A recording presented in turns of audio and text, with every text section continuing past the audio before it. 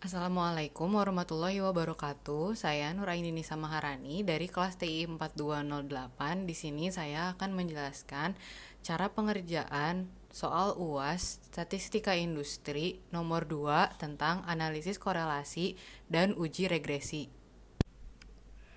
Selanjutnya adalah nomor 2 tentang analisis korelasi dan uji regresi.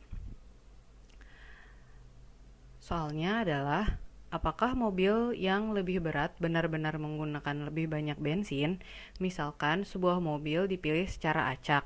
Jika X adalah bobot mobil dalam ratusan ton dan Y adalah konsumsi bensin dalam mil per galon atau MPG, informasi berikut ini didasarkan pada data yang diambil dari laporan konsumen secara acak. Pertanyaannya adalah, A. Buatlah sebuah scatter plot antara variabel X dan Y. B. Hitunglah korelasi sampel antara variabel X dan Y. C. Hitunglah estimasi untuk intercept atau A dan slope atau B menggunakan metode least square. D.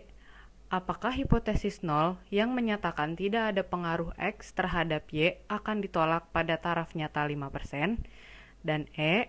Tentukan proporsi variasi pada variabel Y yang dapat dijelaskan oleh garis regresi yang dibangun. Sekarang saya akan menjelaskan cara mengerjakan A tentang cara membuat scatter plot. Pertama, kita akan membuat tabel yang berisikan nilai dari bobot mobil dan konsumsi bensin. Jumlah datanya ada 8. Lalu dapat dilihat di scatter plot berikut ini. Sumbu X adalah bobot mobil dan sumbu Y adalah konsumsi bensin. Bentuk trennya adalah tren menurun, di mana ketika bobot mobil bertambah, konsumsi bensinnya berkurang. Maka dari itu dapat diketahui bahwa pergerakan bersama dari bobot mobil dan konsumsi bensin itu membentuk kecenderungan tren secara linear negatif. Untuk menjawab soal B, pertama kita harus mencari formula koefisien korelasi Pearson dari data sampel. Selanjutnya kita akan menghitung rata-rata sampel untuk X dan Y. X bar di sini adalah 27 ditambah 44 ditambah 32 ditambah 47 ditambah 23 ditambah 40 ditambah 34 ditambah 60 ditambah 52 dibagi jumlah datanya itu ada 8, yaitu 37,38. Lalu kita mencari nilai rata-rata dari Y atau Y bar, yaitu 30 ditambah 15 ditambah 19 ditambah 24 ditambah 13 ditambah 29 ditambah 17 ditambah 21 dan ditambah 14, lalu dibagi dengan jumlah data yaitu 8, dan hasilnya adalah 20,88. Lalu kita akan membuat tabel perhitungan seperti berikut.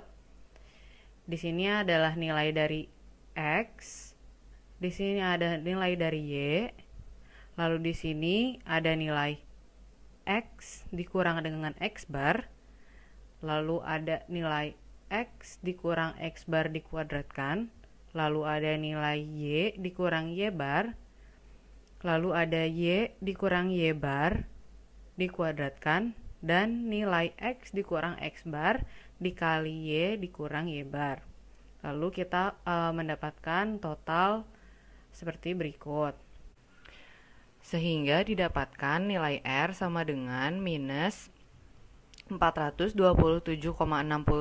di mana itu adalah nilai dari jumlah XI dikurang X bar dikali YI dikurang Y bar dibagi akar 711,88, di mana itu adalah nilai dari jumlah XI min X bar kuadrat dikali 286,88, di mana itu adalah nilai dari jumlah YI min Y bar dikuadratkan, dan hasilnya adalah minus 0,946. Karena nilai koefisien korelasi mendekati minus 1, maka terdapat hubungan linier negatif sangat kuat antara Y dan X. Selanjutnya, mencari nilai intercept atau A dan slope atau B. Pertama kita harus membuat tabel yang berisikan nilai XI, nilai YI, nilai XI min X bar, nilai XI min X bar dikuadratkan, nilai YI min Y bar, nilai YI min Y bar dikuadratkan, dan nilai XI min X bar dikali YI min Y bar. Lalu kita masukkan ke dalam rumus untuk nilai B itu adalah jumlah dari XI min X bar dikali YI min Y bar dibagi jumlah dari XI min X bar dikuadratkan, yaitu minus 427,63 dibagi 711,88 yang hasilnya adalah minus 0,601. Nilai A sama dengan Y bar min B dikali X bar sama dengan 20,88 dikurang minus 0,601 dikali 37,38 yang hasilnya adalah 0,434. Lalu untuk D kita akan mencari nilai signifikansi dari slope. Pertama kita harus membuat tabel berikut ini. Ini ada data YI, lalu ada data YI topi, yaitu nilai dari regresi. Lalu ada EI, di mana itu adalah error, dan EI kuadrat. Nilai error adalah YI dikurang dengan YI topi.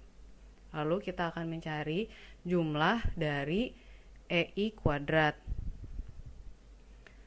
Selanjutnya kita akan menghitung nilai S kuadrat atau sama dengan MSE, yang rumusnya adalah jumlah dari EI kuadrat dibagi N dikurang 2, yaitu 1090,7 dibagi 8 dikurang 2, sama dengan 181,78. Lalu kita akan menghitung standar error untuk koefisien slope, yaitu SB sama dengan akar S kuadrat dibagi jumlah dari XI dikurang X bar kuadrat, yaitu akar 181,78 dibagi 711,88 yang hasilnya adalah 0,505. Lalu untuk uji signifikansi slope kita akan mencari pertama nilai H0, di mana beta sama dengan 0, yaitu bobot mobil tidak memberikan efek signifikan terhadap konsumsi bensin.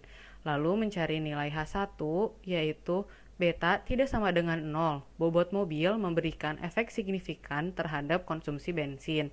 Dengan statistik uji yang digunakan adalah uji T, di mana T sama dengan B dikurang beta dibagi SB, yaitu minus 0,601 dikurang 0 dibagi 5, dibagi 0,505, dan hasilnya adalah minus 1,19. Lalu kita akan menentukan daerah kritis dan kriteria uji. Alfa yang digunakan adalah 0,05, derajat bebasnya adalah 8 dikurang 1 sama dengan 6. Lalu kita akan melihat di tabel T, yaitu 0,025 dengan derajat bebas 6.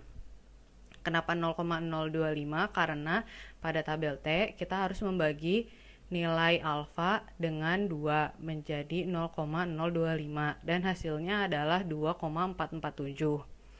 Lalu tolak H0 jika T kurang dari sama dengan minus 2,447 atau T lebih besar sama dengan 2,447. Lalu ada tidak tolak H0 jika sebaliknya. Yang terakhir adalah pengambilan keputusan atau kesimpulan.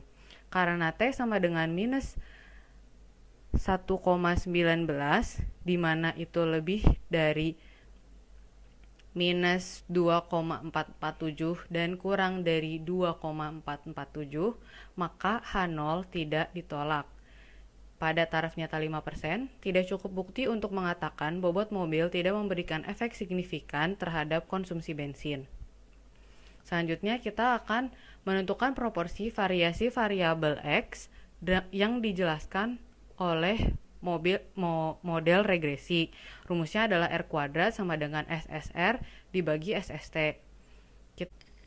Selanjutnya kita akan menentukan proporsi variasi variabel Y yang dijelaskan oleh model regresi dengan menggunakan rumus R kuadrat sama dengan SSR dibagi SST. Sekarang kita harus menghitung nilai SSR dan SST. Pertama kita menggunakan tabel berikut ini, yang dimana ada nilai YI topi dikurang Y bar, dan YI topi dikurang Y bar dikuadratkan. Lalu dijumlah dari nilai Y topi dikurang Y bar kuadrat, yang hasilnya adalah 289,82, dan dimana itu adalah nilai dari SSR. Lalu kita masukkan ke dalam tabel berikut ini yang berisikan sumber variansi, itu ada regresi atau SSR, lalu ada error SSE, dan total SST. Jumlah kuadratnya untuk SSR adalah 289,82, untuk SSE adalah 22,7225, dan SST adalah 312,5025. Dan dari tabel berikut ini dapat diketahui bahwa SSR-nya adalah 289,82 dan SST-nya adalah 312,5025, sehingga nilai R kuadratnya adalah 0,9274, yang artinya variasi pada variabel Y atau konsumsi bensin mampu dijelaskan rata-rata sebesar 92,74% oleh variasi pada variabel X atau bobot mobil pada model regresi. Sedangkan sisanya sebesar 7,26% dijelaskan oleh variasi variabel lain yang tidak dimasukkan dalam model atau komponen error. Sekian penjelasan dari saya, kurang lebihnya mohon maaf. Terima kasih.